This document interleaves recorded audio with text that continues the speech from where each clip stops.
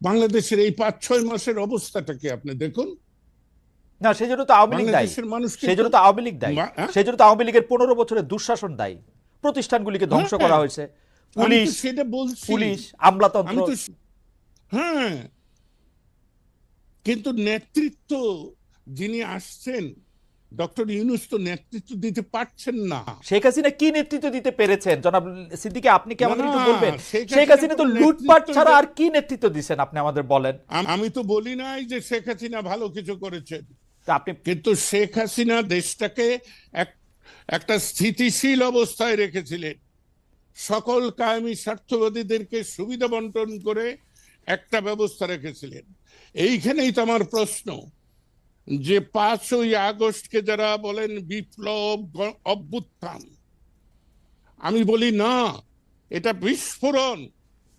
বিস্ফোরণ যদি না হবে, আপনি বলুন 5ই আগস্ট 5টার সময় গণভবন ধ্বংস করলেন, জাতীয় সংসদ ধ্বংস করে যাদের নেতৃত্বে তারা সুরসুর করে ক্যান্টনমেন্টে গেলেন কেন?